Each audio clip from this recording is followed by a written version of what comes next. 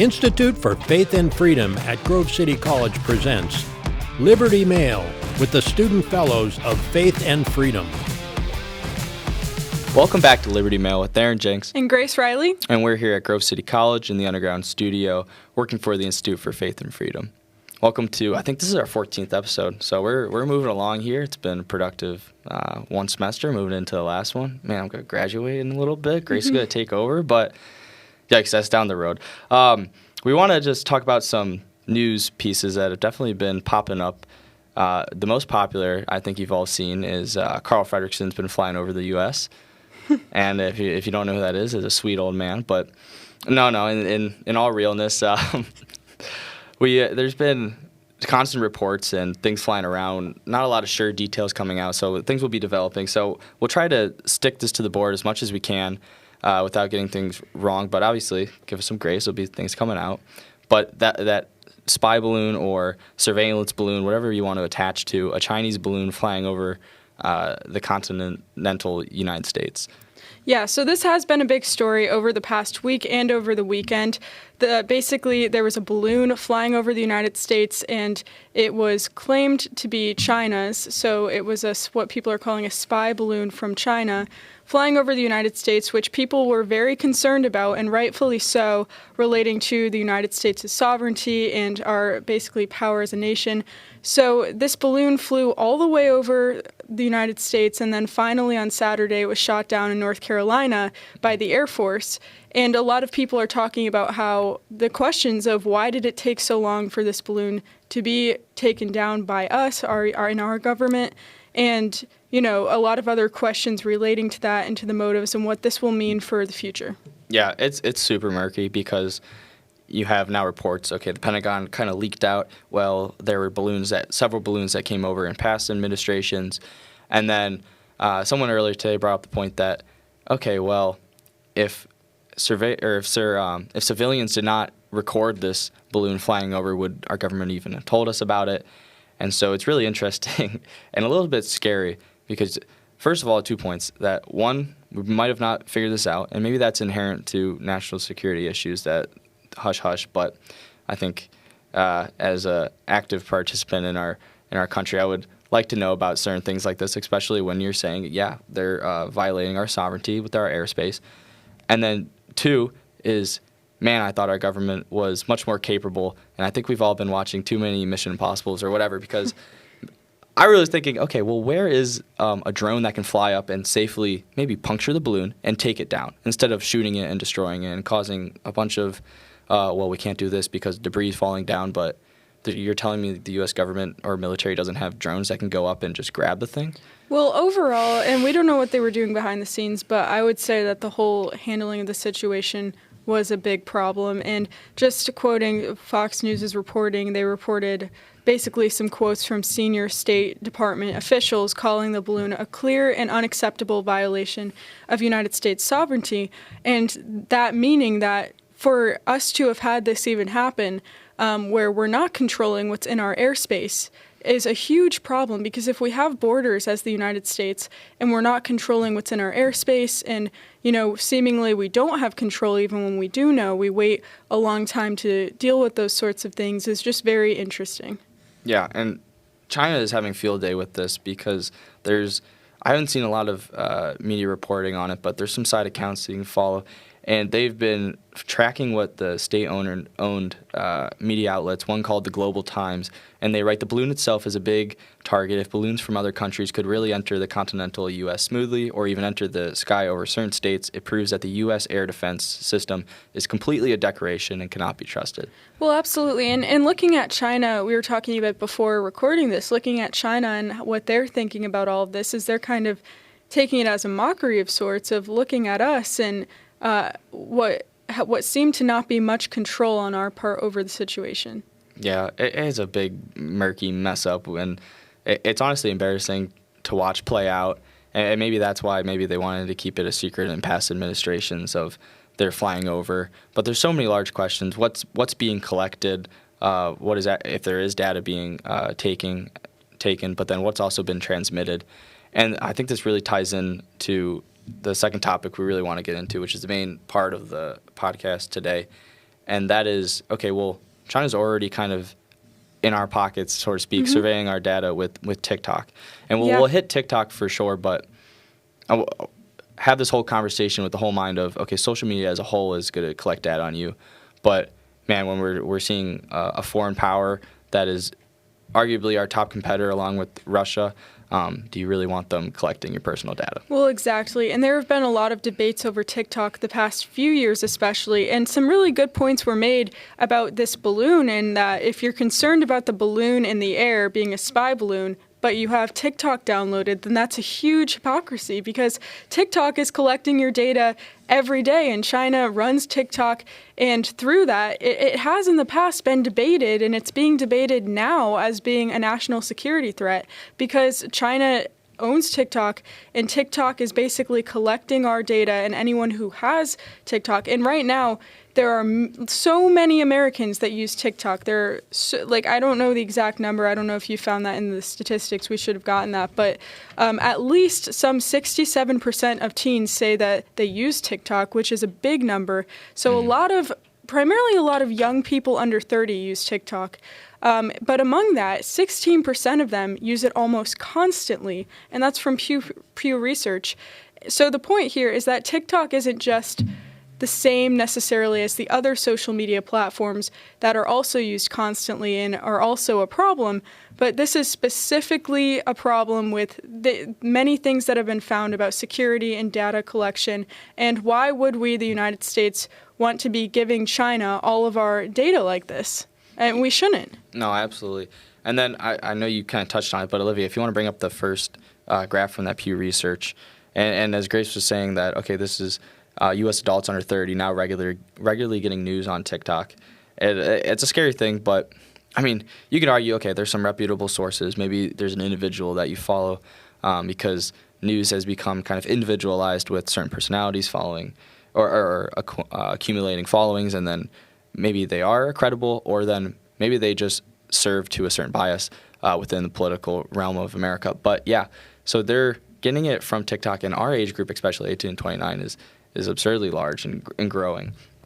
Yeah, so it's primarily, and for the people listening who can't see our screen, it's a chart from Pew Research that shows that people under 30, specifically people in the age group of 18 through 29, are on TikTok a lot and have it downloaded and use it regularly. So this is a very big problem. It's a very prevalent and relevant problem. It's not something that's just kind of like, oh, well, some people use TikTok. It's actually a lot of people that use TikTok and spend a lot of time on it. Yeah, and I wanted to bring up that there is anti-TikTok pressure rising within, and I would say it's bipartisan pressure in Congress right now. The Hill did a wonderful piece about the mounting pressure. This happened a couple days ago now. Actually happened yesterday. And, well, whatever. Happened a couple days ago. And the large pushback is based on concerns that the app is owned by Beijing-based, that it's ByteDance, and it poses national security, as Grace has pointed out. And basically, Senator Hawley really summarized it as the big problem with TikTok is that it's a backdoor for the Chinese Communist Party into the personal data and personal lives of every American who uses it, and especially includes kids, he says. And so I wanted the focus of this to be is that social media as a whole, and we've known this for the past 10 years, gets and collects our data. And yeah, okay, Facebook or Instagram will use that data to then market and sell. And that's why you're sitting on your phone and you're like, how the heck did Google know that I just was talking about hockey skates, and now I have an ad for hockey skates? So, okay, we've come to either learn with that, but then we've done pushback in the United States with policy against how far these companies can go with collecting our data. But it is so much more scary, and it's a whole nother ballpark when you're talking about a foreign country who is aggressing in so many different fields, which, I mean, I'll kind of go off a little bit, but you have the CIA director saying that their internal reports saying that China is going to be ready within 4 years to invade Taiwan. You have the president of China saying that explicitly to the military. And so you have this authoritative state acquiring power and increasingly directing that power towards America. As citizens, we need to push back and say, okay, well, TikTok and our data, maybe if it's used in a capitalist way within our own country, well, we don't want that being used with our adversaries at all. Well, yeah, absolutely. There's problems certainly with data collection in general, but especially, as you're saying, with this and with such a delicate situation where China, again, their goals are very clear. They're clear with their goals. They do not like the United States. They want to take the United States down. And beyond TikTok, there's plenty of other problems relating to trade and the economy, and a lot of other potential issues there if there were to be a war. So this is a really, really big issue. But on the topic of TikTok specifically, there's a lot of studies done, a lot of videos, articles that you can find breaking down the impact of this and what China can learn from the data that they collect from TikTok, what it means with the amount of time that young people spend on TikTok. And I think that that's really interesting and worth looking into, especially in the sense of Americans when they're on TikTok, the types of things that they're scrolling on TikTok and finding and watching for hours upon hours every day is a lot different than what the people in China actually use TikTok for. It's a lot stronger regulated in China. It's much more regulated, where China is a lot more focused on being the strongest nation that they can be and training young people to be ready to fight effectively and to be at the top of their game. Whereas in the U.S., it seems that it's a lot of propaganda where the United States citizens and young people are being distracted and they're just watching all these mindless videos for hours and hours that they're addicted to, because the addictiveness of TikTok is another big problem, which is why people spend so much time scrolling on it. But all of these things definitely need to be taken more seriously. Mm-hmm. And I think you brought up the kind of relatively the same point a couple episodes back where there was information being leaked about how TikTok and the privacy settings were set up where, okay, how it's run in China is drastically different, as you're saying, to compared to how it's running in America, where the algorithms are directing certain users based on geography towards certain different areas. Like you said, okay, science, math, and maybe advanced career, maybe like being a doctor in China based in, then we come into America and it's dance videos, entertainment purposes on the large base, and how that affects psychologically to our age group, but then anyone.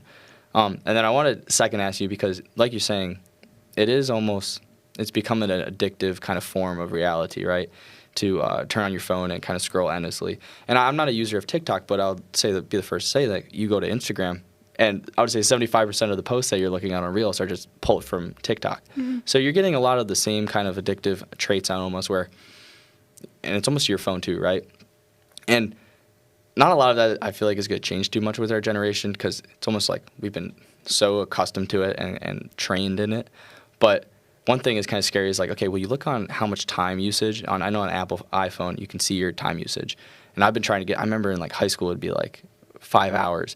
And then I finally started looking at that and I was like, that is horrible. I mean, not only just Instagram or whatever, but I think right now I was looking at it right before I came in here, and I've gotten it down to my like basic average usage is right around like 2.5 hours a week. That's good. Or a day. I want to get that down even further, but then Instagram is like the biggest one on there. And because it's just endless time. It's like, oh, I'm bored. I got nothing to do. Yeah, and that's a really good point and thing to bring up, because on top of all this, talking about the state of Americans and of the American youth who's spending so much time on electronics and on their phones, I think that we can very clearly see the negative impacts of this, and clearly see some of the decline that our country is facing because of it. And I mean, breaking it down in an easy to understand way, there are actual studies about young people's attention spans dropping, where they're having a lot of trouble in schools because kids don't have the attention spans anymore. And now they've stopped having policies where you're not allowed to have your phone. There have been a lot of news stories and whatnot coming out about how kids have their phones in class and teachers are not allowed to take them in some public schools anymore because it's the child's property. Yeah. And then if you look at that as a whole, that's what's happening in our school system. So kids are not focused or learning in the ways that they used to. And obviously phones and being on your phone all the time takes away from life and the valuable things in life that you would experience if not otherwise distracted by the fake atmosphere on your phone and what all that creates and the dependency there. And also you have, again, people that are collecting your data, seeing into your mind when you're on your phone that much. There's just so many negative things associated with that.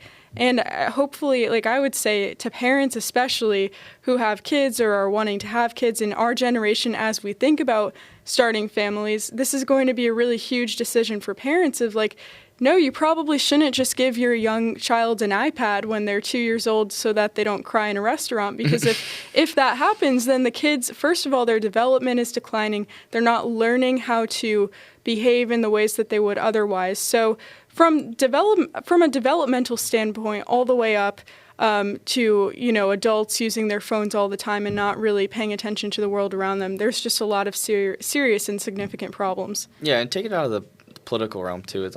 There's some really good voices, I would say, on social media that talk out against this quite a bit. And I see it in my feed when I do, and they talk about the psychological effects and then also just your relationship effect in your personal life.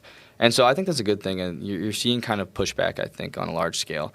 And if you aren't, search these people up. Maybe I'll do some quick episode maybe next time on like who these people are. But the greater concern, and there's policy experts. I mean, one of the One Hill article says policy director of cybersecurity and emerging threats team at the R Street Institute. So his name's Brandon Pugh. He's talking largely about how it is a security threat in terms of how the data collected can be leveraged and exploited against Americans. And then, like we're saying right now, he says particularly those who are in vulnerable situations like children or vulnerable populations as children. And especially, like we said, okay, this is a threat. This is an adversary that America has with China right now. And if they're in the driver's seat of we're consuming, that's a scary thought. And like we said, it's a bipartisan push right now to get rid of TikTok, and I think it's a good thing. It is a good thing. And the same can be said, too, for trade and plenty of other things where, America needs to be a lot more careful. So it is a really serious situation with a lot of weight and obviously a lot of parts and moving parts between TikTok and all of these other things. And I think we did have one more graph, right? Did we? Well, yeah. So let's move Olivia, to that. If you can get to that one. So this one really hits into, it's staying along the same stream of thought, but it's okay. Well, we know that things can be manipulative, and so from media sources, and especially TikTok. But then look, when it comes to news and how we're consuming this is a really good demographic for those that are just listening. And it gives age groups, it gives men and women breakdown, college degree, ethnicity, and this is for social media news findings. So for people who can't see it, because they may not be able to read it either. Yes, and so I want to draw attention to our age group. Like I think you might have had the stat earlier, but 52% getting their news on TikTok, 67% getting it on Snapchat. That was an outrageous number, I thought, to me. But then there was another graph that we don't have up, and it's 95% of our age group is using YouTube. So a lot of people I know go to YouTube. They follow individuals who kind of give a breakdown on the news. Yeah, so the point being, with this we're moving kind of into talking about how young people get their news. And it's changed a lot since in the past 2 years, since cable news and newspaper and radio to get news. That used to be the norm, but now people are finding their news on social media, and there's information coming at you from everywhere with that considered. So, and like Aaron's saying, there's just a lot of breakdown in our age group and also amongst men and women. Where do you find yourself in these categories? For where I find news? Oh, yeah. I'd say, I watch when I'm home, so I'm not home right now. When I'm home, it's easier to watch cable news. But other than that, I'll find news sites through Twitter. Is normally where I'll find them. So it's not necessarily just reading a tweet and thinking it as news, but finding news through that is what I typically do. And that's a good kind of nuanced point, is that a lot of these social media apps are mediums of exchange almost, because you go on Instagram and then you click a link to go to an article, to a website. Yeah, and with Twitter, it's a unique form because they'll break news on Twitter. The news hits Twitter before it hits anywhere else. So Twitter also can, if used the right way to find news, you can find different sources, different articles from different places. But obviously looking at the right way to go would be looking at different news places, articles from different sides, and making sure you're getting a balanced view of a story. But it is more and more difficult every day because of all the information we have coming at us and how biased everything is. Yeah, true. So I'm myself, YouTube, definitely not. I never thought about that as a news source. It's like purely entertainment. And when I want to just like watch how some people make some YouTube sometimes because Yeah, you can go to different news channels and they'll have clips of the press conferences and stuff like that. So for that, it's useful to find like press conference clips and other news things like that are, more news. And then also there's commentary, obviously, but knowing the difference between the two is important. Yeah, well, at least for myself, I was going to say, I would go with Instagram's probably number one. And I follow just a range of actual, like, kind of reputable organizations that are on Instagram and the platform itself. So one account called Real News, no BS, that I love because they just break down kind of any kind of news topics that are coming in and a lot of foreign issues too. And then Snapchat, I actually do use that. I forget what the one thing I use is, but... Yeah, amongst all this, thing that comes to my mind is just, don't trust anyone at the same time, because that's how I feel scrolling on social media, looking at news. You can't really trust a lot of things because, you just have to make sure you look into things. Yeah, there's particular ones that I've grown to like over time, but then no matter what, you have to, have your own rationale of like, okay, how do I divide what is bias here and what is actual factual, or what is factual? And then also I'd just say is, go to multiple means of reading about that news topic. So if you read it on Instagram and you read it from The Economist, go Google that real quick. Do yourself a favor for like 5 minutes. Look at maybe if The Hill published something, if Daily Wire published something, and just 5 minutes of reading. And it does really wonders because you can break down and you see where certain narratives are being pushed or versus what is completely fact right now versus what is opinion in this article. Well, yeah, and looking at that, I think just an overall point before we close is, while being careful to find your news, and obviously we're talking about that on social media, still try to take your screen time down from your phone and social media while having as much of a balance as you can, and delete TikTok and tell everyone you know to. Mm-hmm. Are you a fan of podcasts for your news at all? I do like podcasts, but for me, they're more commentary on the news. Okay. So, do you have a go-to? I listen to quite a few. I really like Ali Stuckey's show. That's more of a Christian conservative type show where she breaks down those sorts of topics. And I like Michael Knowles' show. His show's great. And some of the other Daily Wire ones are really good. Yeah, I would say for me it's Carl Sager, Crystal and Carl Sager or something like that. It's called Breaking Points, and I get that on Spotify. It's pretty solid. I always enjoy listening to Mark Levin as well. Levin, okay. Yeah, and I always listen to Rush when I could also. I used to be I would listen to Rush and Levin kind of in the past 4 years, but I've moved away from that. I don't, just habit, I guess. But my favorite so far, growing up and still to this day, is if I see an individual who I really like come on to Joe Rogan's podcast, man, I go watch it. I don't watch it on a regular basis, but when Jordan Peterson drops a podcast, I'm going to go listen to that. Oh, yeah, he's great. Yeah, that's very fair. Well, as we close, another point is to watch Liberty Mail as one of your chosen podcasts. So just to say that, just make sure that you come back next week. We'll have a great episode next week. But thank you for listening today. Make sure to like and subscribe, and we will see you soon. Thanks for checking in. For more information on the Institute for Faith and Freedom, visit faithandfreedom.com.